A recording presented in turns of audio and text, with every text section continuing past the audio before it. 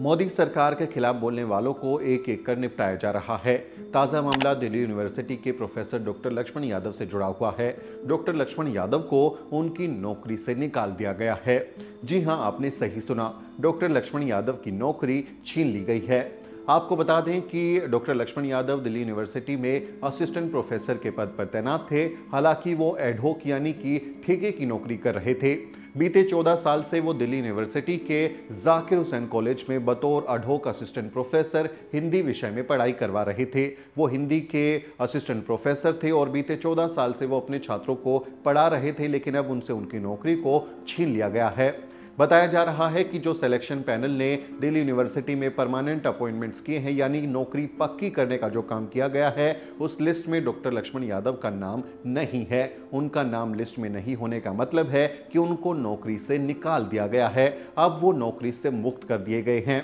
बताया जा रहा है कि इसके पीछे की वजह दरअसल यही है कि डॉक्टर लक्ष्मण यादव सरकार की जन विरोधी नीतियों की खुलेआम आलोचना करते रहे हैं। साथ ही वो ब्राह्मणवाद के साथ भी दो दो हाथ करते रहे हैं। ब्राह्मणवाद पर जिस तरह से वो हमला करते हैं, मनुवाद और जिस तरह से हिंदू राष्ट्र का सपना देखने वाली ताकतें अपना फैलाव कर रही हैं, उसके खिलाफ जब वो बोलते हैं तो उसको उन्होंने एक हमले की तरह लिया है। और यही माना जा रहा है कि डॉक्टर लक्ष्मण यादव को इसकी सजा दी गई है, उनको इसकी कीमत चुकानी पड़ी है। ये जितनी माताएं बहनें आई हुई हैं, ये जितने बच्चे आए हुए हैं, मैं आपसे गुजारिश करके जा रहा हूं, 1 रुपया कम हो, खर्च कम करना, 1 रोटी कम खाना, 1 कपड़ा कम पहनना, घर में चुनाई पुताई कम हो, सब चल जाएगा। लेकिन एक कमेरा वर्ग के लोगों, 90% वर्ग के लोगों, सब कुछ त्याग करके अपने बेटा बेटी को शिक्षा जरूर दिलाना, क्योंकि शिक्षा के बिना ये हमारा आंदोलन और मिशन अधूरा रहेगा। क्योंकि मैं एक विश्वविद्यालय में पढ़ाता हूं भाई, और मैं आपसे बोल के जा रहा हूं, ये लुटेरा लोगों ने आपके बच्चों की शिक्षा बेच दी। खबर एकदम सही है, डॉक्टर लक्ष्मण यादव को उनकी नौकरी से हटा दिया गया है। हालांकि अभी तक ऑफिशियल अनाउंसमेंट नहीं हुई है। डॉक्टर लक्ष्मण यादव से इस बारे में मेरी बात हुई, फ़ोन पर मैंने उनसे बात की। वो भी इस खबर के बाद परेशान हैं। बीते 14 साल से वो जिस विषय को पढ़ा रहे थे, जिन छात्रों से वो रूबरू हो रहे थे और एक असिस्टेंट प्रोफेसर के तौर पर जो उन्होंने अपनी पहचान बनाई थी, उनके अस्तित्व को ही छीन लेने की कोशिश की गई है। किसी का अस्तित्व छीन लेना उसकी पहचान पर सबसे बड़ा हमला होता है। डॉक्टर लक्ष्मण यादव से मैंने इस बारे में बात की। उनका कहना है कि अभी तक उनको ऑफिशियल कोई नोटिफिकेशन नहीं मिला है, कोई नोटिस नहीं मिला है, लेकिन जो खबर आई है कॉलेज से और जो सिलेक्शन कमेटी है उसकी तरफ से जो खबर आई है, उससे यही सामने आया है कि इस फाइनल लिस्ट में डॉक्टर लक्ष्मण यादव का नाम नहीं है। बाकी लोगों को परमानेंट कर दिया गया है, लेकिन सिलेक्शन कमेटी ने सिर्फ और सिर्फ डॉक्टर लक्ष्मण यादव के नाम को काट दिया गया, उनको लिस्ट से बाहर कर दिया गया, यानी डॉक्टर लक्ष्मण यादव की नौकरी छीन ली गई है।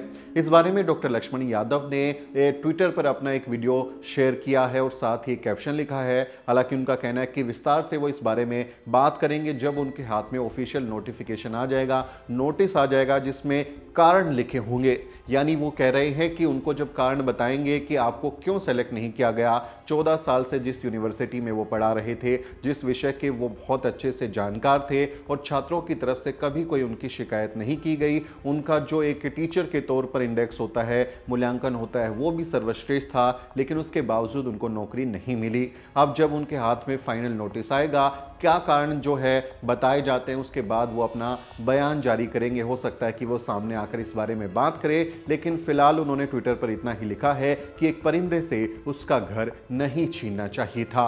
उन्होंने ट्विटर पर लिखा, परिंदे से उसका सजर नहीं छीनना चाहिए था। ऑफिशियल रिजल्ट का इंतजार कर रहा हूं, उसके बाद बोलूंगा। 14 साल जिस कॉलेज में पढ़ाया, 14 मिनट के इंटरव्यू के बाद आपके पद पर किसी और को परमानेंट कर दिया जाए, तो क्या ये सवाल करना नहीं बनता कि आखिर क्यों, वजह क्या है? ये सवाल तो होगा और जवाब भी देना पड़ेगा। बस आधिकारिक सूचना का इंतजार कर रहा हूं। चाहने वालों के फोन मैसेज पोस्ट के जवाब में अब ये पोस्ट लिखना पड़ा कि सूचना सही है। बस रिजल्ट सार्वजनिक होने दीजिए, एक एक बात लिखूंगा, सारे खेल तमाशे पर बोलूंगा और सवाल करूंगा, जवाब तो देना पड़ेगा। तैयारी कर लो, बर्रे के छत्ते में हाथ नहीं डालना चाहिए था। यानी खबर सही है। डॉक्टर लक्ष्मण यादव ने इस खबर पर मुहर लगा दी है कि उनकी नौकरी छीन ली गई है, लेकिन उन्होंने जो सवाल पूछा है वो भी वाजिब है। जिस कॉलेज में वो बीते 14 साल से पढ़ा रहे थे, उन्हें महज 14 मिनट के एक इंटरव्यू के बेस पर निकाल दिया गया और उनकी जगह किसी दूसरे व्यक्ति को परमानेंट नौकरी दे दी गई। वो एडहोक प्रोफेसर थे। एडहोक का मतलब है ठेके के प्रोफेसर, यानी उनका कॉन्ट्रैक्ट 6 महीने, 8 महीने, 10 महीने, 12 महीने का कॉन्ट्रैक्ट होता है। पक्की नौकरी नहीं होती है। कॉन्ट्रैक्ट रद्द हो सकता है या उन्हें बीच में निकाला जा सकता है। लेकिन फिलहाल दिल्ली यूनिवर्सिटी में परमानेंट अपॉइंटमेंट चल रही हैं, यानी वहां पक्की नौकरियां दी जा रही हैं। लेकिन जो सिलेक्शन पैनल है, जो नौकरियां दे रहा है, उस पर यह आरोप है कि आरएसएस और बीजेपी से जुड़े हुए लोगों, उनकी वैचारिकी से इत्तेफाक रखने वाले लोगों और जो उनके करीबी लोग हैं, उनको चुन चुनकर नौकरियां दी जा रही हैं।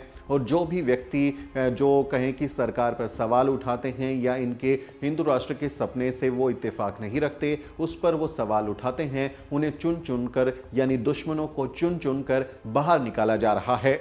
डॉक्टर लक्ष्मण यादव भी इसी तरह की राजनीति का शिकार हुए हैं। डॉक्टर लक्ष्मण यादव से इस बारे में मैंने पहले भी बात की थी, क्योंकि कई बार ये जिक्र हुआ कि आप जिस तरह की भाषा का इस्तेमाल करते हैं, जिस तरह से आप बात करते हैं, तीखी भाषा का इस्तेमाल आप करते हैं, तो सरकार कहीं ना कहीं आपको टारगेट कर सकती है। ये सब हमने देखा है कि जो भी सरकार से सवाल पूछते हैं, उनको बाद में किसी न किसी बहाने परेशान किया जाता है। तब डॉक्टर लक्ष्मण यादव का कहना था कि जो हो रहा है वो गलत है, तो उसके खिलाफ तो बोलना ही पड़ेगा। आप देखें कि मुंशी प्रेमचंद की जो पंच परमेश्वर कहानी है, उसमें एक वाक्य है कि बिगाड़ के डर से क्या ईमान की बात नहीं करोगे। और यही बात डॉक्टर लक्ष्मण यादव अपने भाषणों में कई बार दोहराते हुए भी नजर आए थे कि टकराएंगे तलवारें टकरा कर तुमसे, हो जाएंगे दुश्मन के तरकश खाली, और हर मैदाने जंग में तुम बेखौफ लड़ो, वक्त से पहले मौत नहीं आने वाली। इसलिए हमारे पुरखे न भागे न डरे, न किसी के सामने झुके। हम बिरसा फुले अम्बेडकर पेरियार के वारिस तब असल मानों में कहे जाएंगे जब एक दिन जयंती मनाने की बजाय हर दिन 365 दिन दिल में बिरसा फुले अम्बेडकर पेरियार को रख करके शिक्षा बचाने, रोजगार बचाने, देश बचाने, संविधान बचाने की लड़ाई, मोहब्बत और प्यार बचाने की लड़ाई, 90% लोगों को एकजुट करने की लड़ाई, गांव कस्बे तक जाकर के लड़ते रहेंगे, आखिरी दम तक लड़ेंगे। तब हम बिरसा फुले अम्बेडकर पेरियार के सच्चे वारिस हैं। डॉक्टर लक्ष्मण यादव यूपी के आजमगढ़ के रहने वाले हैं। काफ़ी वो सामान्य परिवार से हैं और काफ़ी मुश्किलों के बाद, तकलीफ़ों के बाद वो यूनिवर्सिटी की दहलीज को लांघ पाए थे। एक भाषण में उन्होंने जिक्र किया था कि कैसे जब वो पढ़ाई लिखाई करते हुए आगे बढ़ रहे थे और उन्होंने इलाहाबाद यूनिवर्सिटी को टॉप किया था, तो उनके जो प्रोफेसर थे उन्होंने उन्हें जातिवादी ताना दिया था। हमको तो बहुत प्रिविलेज मिला। मैं दिल्ली विश्वविद्यालय में गाय भैंस चराते थे आजमगढ़ में, और उसके बाद इलाहाबाद विश्वविद्यालय पढ़ने का मौका मिला। इलाहाबाद विश्वविद्यालय टॉप किया। वहां हमारा प्रोफेसर बोला कि कैसा दिन आ गया है कि हीरो के बच्चे गाय भैंस चराना छोड़ करके यूनिवर्सिटी टॉप करने लगे, तो हमारे बच्चे कहां जाएंगे। उस दिन थोड़ा सा एहसास हुआ। दिल्ली आया, ये राजेंद्र पाल गौतम जी बैठे हुए हैं, सुमित चौहान, सामने हमारे तमाम दोस्त बैठे हुए हैं, खड़े हैं, मीडिया के साथी। हम सारे लोगों ने पिछले 4-5 साल में 13 पॉइंट रोस्टर की लड़ाई मिलकर लड़ी। 2 अप्रैल का भारत बंद मिलकर किया, तमाम आंदोलन मिलकर किया। तब जाकर समझे कि भाई गाय भैंस चराने वाले लोग जाने कितने पैदा हुए और गाय भैंस चराते मर गए। लेकिन जब तक भारत का संविधान और मंडल कमीशन लागू हुआ, तो हमारे जैसे जाने कितने लोग पढ़ लिख करके किसी विश्वविद्यालय के प्रोफेसर बने, कोई मीडिया में गया, कोई वकील बना, कोई डॉक्टर बना, कोई इंजीनियर बना। आओ मेरे भारत से प्रेम करने वाले लोगों, मोहब्बत और प्यार का भारत बनाते हैं। ये हिंदू मुस्लिम मंदिर मस्जिद की लड़ाई में मत जाइएगा। एक वादा मैं आपसे ये करने आया हूं, ये मंदिर मस्जिद की लड़ाई हमारी नहीं है। दूसरा वादा, कम खाइएगा, कम सोइएगा, लेकिन अपने बेटा बेटी दोनों को शिक्षा जरूर दिलाइएगा। तीसरा वादा कि ये बाबा साहब और पेरियार साहब, फूले साहब और तमाम लोगों का मिशन आंदोलन गांव-गांव लेकर चलिएगा। और कहा है ना, जोखिम बहुत है भाई, लोग मुकदमा कर रहे हैं, गोली मार रहे हैं। यानी जो हासिल किया उसके लिए काफ़ी कुछ संघर्ष करना पड़ा था, लेकिन संघर्षों के बाद जो हासिल हुआ वो भी गंवाना पड़ गया। डॉक्टर लक्ष्मण यादव का कहना है कि वो इस पूरे मसले पर विस्तार से बात रखेंगे। फिलहाल उनको ऑफिशियल नोटिस नहीं मिला है, जब वो मिल जाएगा तो वो उस पर बात करेंगे। लेकिन इस मामले ने फिर से एक बार साबित कर दिया कि सरकार पर जो भी सवाल उठाएगा, सरकार से जो जायज़ सवाल पूछेगा, उसको इसी तरह से परेशान किया जाता रहेगा।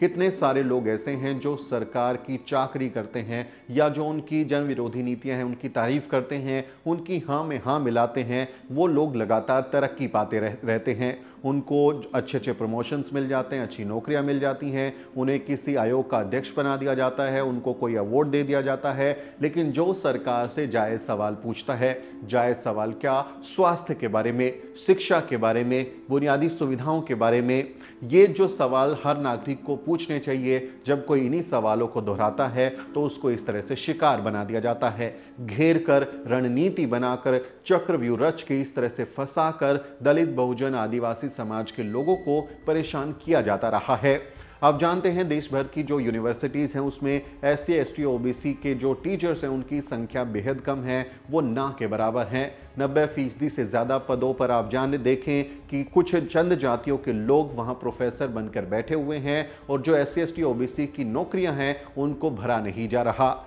कभी वो कहते हैं कि जो कैंडिडेट है वो नॉट फाउंड सूटेबल था, यानी कि जो कैंडिडेट इंटरव्यू देने आया वो इस पद के लिए योग्य ही नहीं था, इसलिए इस पद को NFS यानी नॉट फाउंड सूटेबल कर दिया जाता है। कई बार कहा जाता है कि लोगों ने आवेदन ही नहीं किया, इस तरह से पदों को खाली रख दिया जाता है और इस बैकलॉग को कभी नहीं भरा जाता। 2 साल 5 साल के बाद ये कह दिया जाता है कि ये लोग आए ही नहीं, इसलिए इन पदों को जनरल कैटेगरी में शिफ्ट कर देना चाहिए, कन्वर्ट कर देना चाहिए और वहाँ भी जनरल कैटेगरी के लोगों को नौकरी दे दी जाती है। पहले एकलव्य की तरह जो द्रोणाचार्य थे वो एकलव्य का अंगूठा काट लेते थे, लेकिन आजकल वो इंटरव्यू में नंबर काटते हैं, नाम काट देते हैं और नौकरी से, एडमिशन से हमारे लोगों को हाथ धोना पड़ता है। जो लोग उनके लिए तालियां बजाते हैं, उनके गीत गाते हैं, उनको तमाम तरीके की सुविधाएं मिलती हैं, प्रमोशंस मिलते हैं, लेकिन जो सवाल उठाते हैं, जायज़ सवाल उठाते हैं, उनको इसका खामियाजा चुकाना पड़ता है। जब SC ST OBC के लोग मिनिमम क्राइटेरिया को फुलफिल करने के बाद अवेलेबल होने लगे तो इन्होंने एक नया पैतरा अपनाया जो द्रोणाचार्यों की शक्ल में आधुनिक द्रोणाचारी बनकर के एकलव्यों का अंगूठा काटने का पैतरा था कि अब आप अवेलेबल कैंडिडेट को भी परमानेंट अपॉइंटमेंट से रोकने के लिए एक नया किस्म का घोटाला ले आए, साजिश ले आए, NFS यानी not found suitable, non found suitable, यानी जो लोग अवेलेबल हो गए उस मिनिमम एलिजिबिलिटी क्राइटेरिया को फुलफिल कर रहे हैं जिस पर एक अपर कास्ट को नियुक्ति मिल रही है, उसी फुलफिल क्राइटेरिया के बाद भी एक शेड्यूल कास्ट, शेड्यूल ट्राइब या OBC को नियुक्ति नहीं मिल रही और वहां लिख दिया जा रहा था NFS। ऐसा नहीं है कि GB Pant social science institute में ये पहली बार हुआ है, ये इस देश में दशकों से होता चला आया जब से रिजर्वेशन लागू हुआ है। डॉक्टर लक्ष्मण यादव की नौकरी जाना कहीं ना कहीं इस बात का संकेत है कि जो भी सरकार पर सवाल उठाएगा उसको आज नहीं तो कल, कल नहीं तो कल इसका जो कीमत है इसकी कीमत चुकानी पड़ेगी। आज इनका नंबर है, आज डॉक्टर लक्ष्मण यादव की नौकरी गई है, कल हो सकता है कि हम में से कोई व्यक्ति जेल जाए, उसको गिरफ्तार कर लिया जाए या कोर्ट कचहरी के मुकदमे में फंसा दिया जाए। ये कहीं ना कहीं हम सबके साथ जुड़ा हुआ है, लेकिन फिर भी हम लोग अपनी जो पत्रकारिता है, अपना जो काम है वो जारी रखेंगे और सवाल उठाते रहेंगे, क्योंकि सवाल उठाना सही है। जायज़ सवाल उठाना भारतीय संविधान के जो आर्टिकल 19 है उसके तहत जो हमें अधिकार मिले हैं, वाक एवं अभिव्यक्ति की आज़ादी, उसका ही हम पालन कर रहे हैं, हम कुछ गलत नहीं कर रहे। इसलिए अगर आपको सवालों से ही परहेज़ है, आपको सवाल सुनना ही नहीं है, तो आपकी गलती है, हम इसमें कुछ कर नहीं सकते। डॉक्टर लक्ष्मण यादव के साथ हमारी संवेदनाएं हैं। उनकी नौकरी जाना निश्चित तौर पर सामाजिक न्याय आंदोलन के साथियों को एक धक्के की तरह है कि उनको धक्का दिया गया है, परेशान करने की कोशिश की गई है। इस बात पर आप क्या कहते हैं, इससे उनकी नौकरी जाने के मसले पर आप क्या सोचते हैं, कमेंट करके ज़रूर लिखें। आपसे अपील है कि उनका हौसला बढ़ाएं, जो भी इस तरह के लोग हैं उनका साथ दें। वीडियो को शेयर करें और चैनल को सब्सक्राइब करना ना भूलें। वीडियो के अंत में आपसे एक छोटी सी अपील। साथियों, अगर आपको द न्यूज़ वीक का काम पसंद है और आप चाहते हैं कि हम यूं ही अम्बेडकरवादी पत्रकारिता करते रहें, तो हमारी आर्थिक मदद जरूर करें। आप अपनी स्क्रीन पर दिखाई दे रहे इस QR कोड को स्कैन करें और न्यूज़ वीक फाउंडेशन के खाते में अपनी दान की राशि भेजें। QR कोड के अलावा आप UPI के जरिए भी मदद कर सकते हैं। आप हमारी UPI ID newsweek@YesBank पर भी मदद भेज सकते हैं। इसके अलावा आप हमारे अकाउंट में भी मदद भेज सकते हैं। खाते का नाम है News Week Foundation, account number है 02358800000640। IFSC कोड है YesB00000235। बैंक का नाम यस बैंक है और ब्रांच है नेहरू पैलेस, दिल्ली। आप डोनेशन के एवज में इनकम टैक्स में भी छूट पा सकते हैं। डोनेशन की रसीद पाने के लिए ट्रांजैक्शन का स्क्रीनशॉट हमें भेजें। टाइप करें डोनेशन स्पेस आपका नाम और हमें 8595794224 पर व्हाट्सएप करें।